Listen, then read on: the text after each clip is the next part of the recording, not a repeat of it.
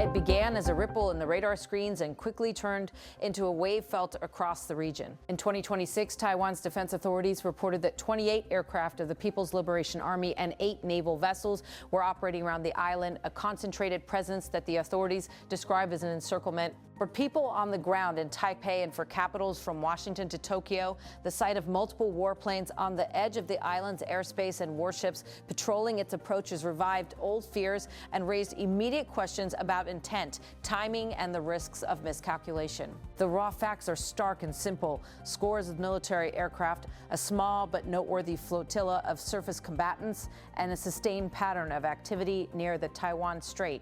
For Taiwan's armed forces, the priority was immediate detection, tracking, and public warning, the routine business of an island nation that has spent decades watching the skies and seas beyond its shore.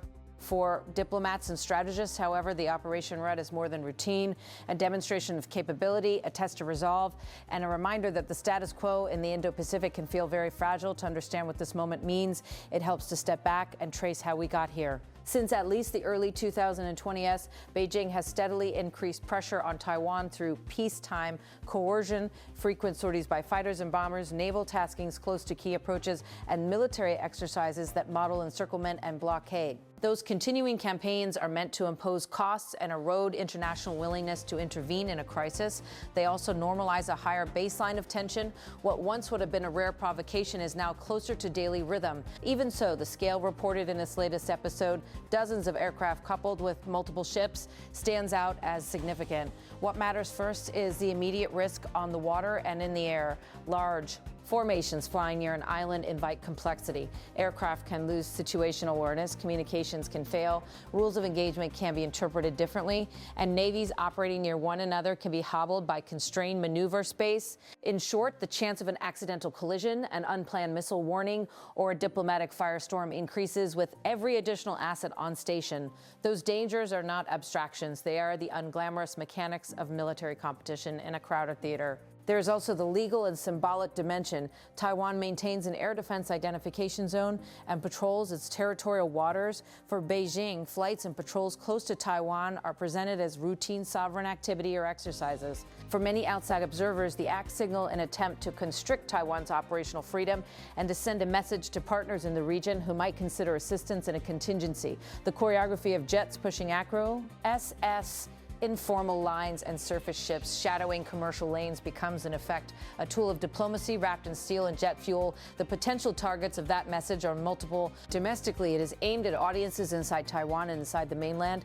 A warning, a reminder that military pressure can be brought to bear. Regionally, it is aimed at countries like Japan and the Philippines, which worry about the destabilizing effects of a crisis next door. And strategically, it speaks to the United States, whose Pacific presence and security relationships have long been a linchpin for deterrence. Each of those audiences interprets the same military movements through different lenses, and that divergence is itself a source of risk. For Taiwan, the immediate response is usually procedural and public. Scramble air defenses if necessary, mobilize maritime patrols, issue advisories to civilian aircraft and shipping, and publish maps of incursions to the public and the internation. Our community can see what was tracked. Those public disclosures serve two purposes. They alert residents and commercial operators to safety risks, and they shape the narrative, assigning responsibility and framing the event as coercive rather than routine. Intense moments like this, the way a government communicates, can either calm or inflame public sentiment. On the other side, Beijing normally characterizes such operations as exercise and patrol. Chinese official statements have routinely framed increased activity around Taiwan as responses to provocations, foreign interference, or as part of training for joint command and control. Whether those explanations persuade foreign audiences is a different matter. What they do accomplish is domestic political consolidation and signaling to competitors about the PLA's evolving operational concepts. Outside actors watch closely because the stability of sea lines of communication and semiconductor supply chains depend on it. Taiwan sits to the heart of some of the world's most advanced chip manufacturing. Any prolonged crisis that affects ports, airfields, or power supplies could ripple through global technology industries. That economic stake raises the international cost of missteps, and it explains why governments beyond the region routinely issue statements urging restraint and de-escalation whenever tensions spike. What are the plausible short-term outcomes from a concentrated deployment like the one reported? There are a few basic scenarios to consider.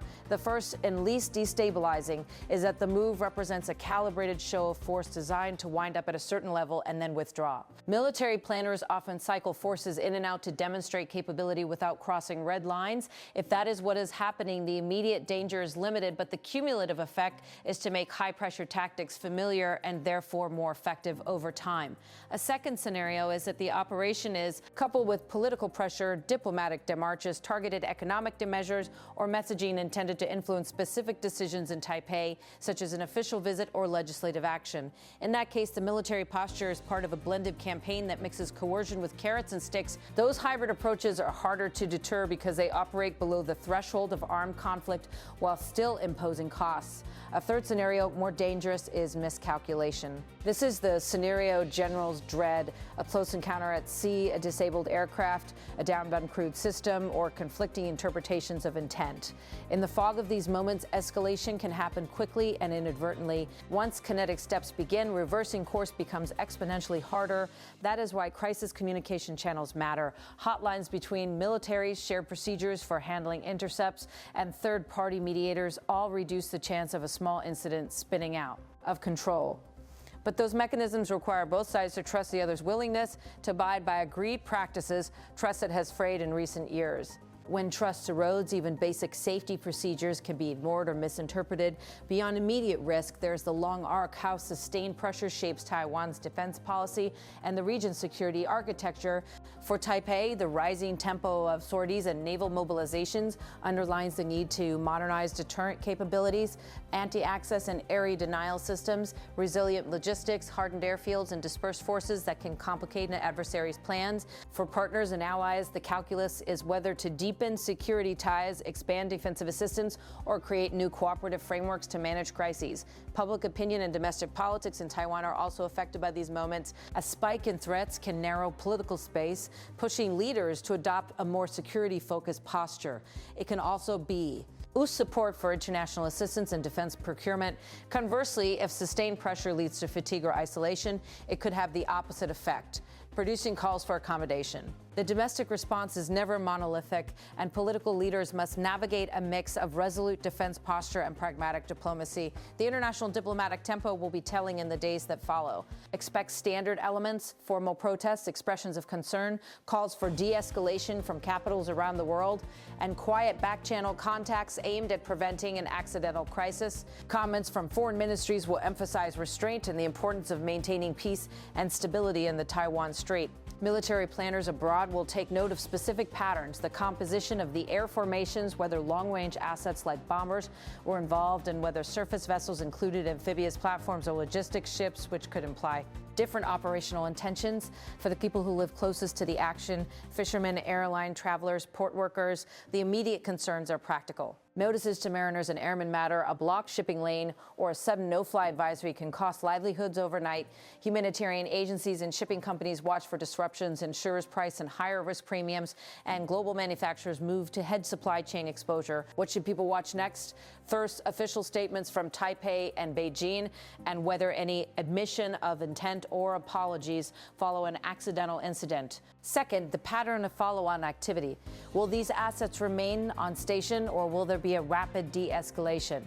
Third, Allied movements, whether naval or aerial patrols from other countries, alter their posture in response, which could either stabilize or complicate the situation. Fourth, any diplomatic moves around scheduled visits, trade measures, or international the eatings that might have prompted the signaling in the first place. If the episode is a rehearsal of an encirclement doctrine, it also suggests lessons for deterrence and defense. Distributed and resilient systems, clear communication protocols for military to military interactions, and multi-domain situation awareness become not just desirable but essential. So does increased international coordination to ensure that a small misstep does not turn into something much larger. Finally, in moments like this, the human factor looms large.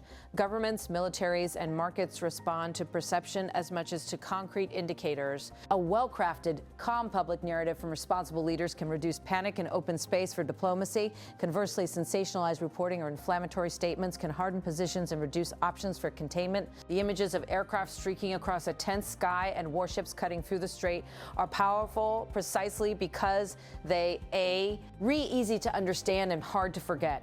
They are the visible face of a broader strategic competition, a contest of wills and resources that will play out over years. For now, the priority remains clear: de-escalate where possible, keep lines of communication open, and manage risk patiently. The costs of miscalculation are simply too high for anything else.